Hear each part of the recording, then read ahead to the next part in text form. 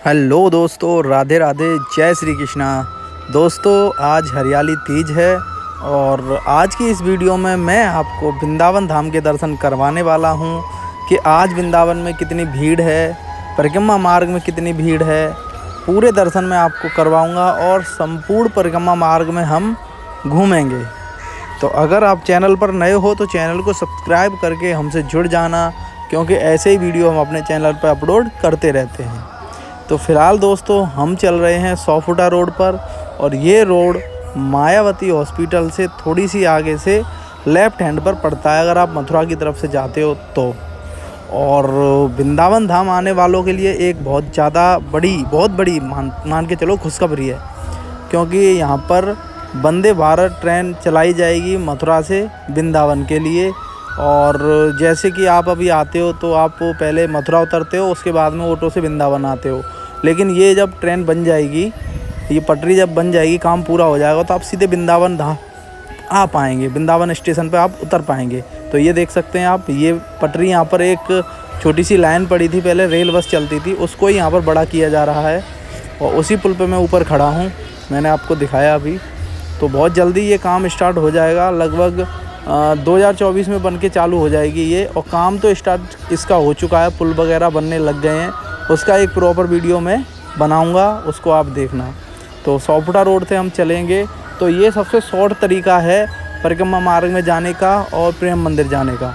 आप जब मथुरा से ऑटो में बैठ कर के आते हैं तो आपको ऑटो वाला पागल बाबा मंदिर के पास में ही उतार देता है, क्योंकि वहाँ से आगे ज़्यादा भीड़ के वजह से वाहनों को अंदर नहीं जाने देते, वहीं पर रोक देते हैं। तो आप वहाँ उतरोगे तो वहाँ से थोड़ा सा आप पैदल चलोगे वृंदावन की ओर, तो आपको लेफ़्ट हैंड पर 100 फुटा रोड मिलेगा। वहाँ से आप ऑटो ई रिक्शा लेके प्रेम मंदिर और परिक्रमा मार्ग पहुँच सकते हैं।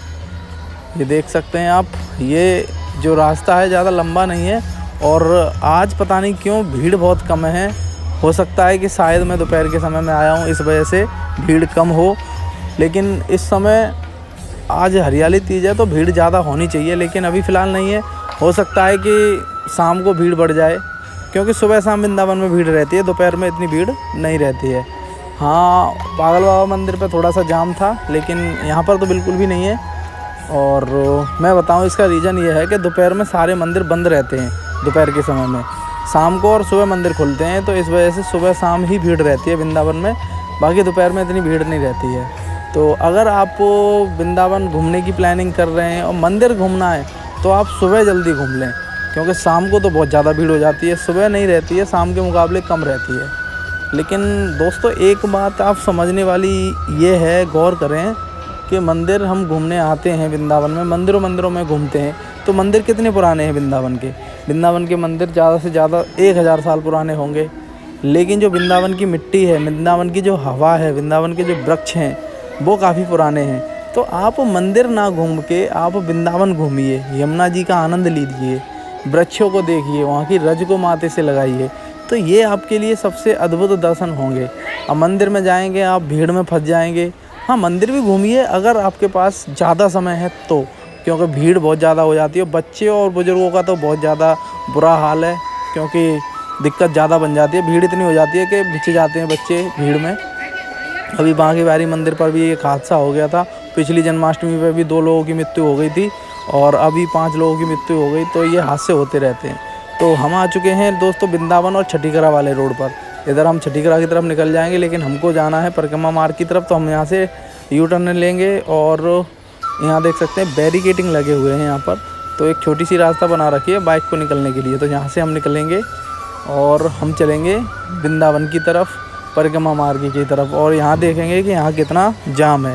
देखो दोस्तों, अभी तक तो हमको जाम मिला नहीं है ज़्यादा, क्योंकि दोपहर का समय है। हाँ, बढ़ जाएगा जाम थोड़ी बहुत देर में। तो यहाँ पर भी देख सकते हैं ज़्यादा जाम नहीं है।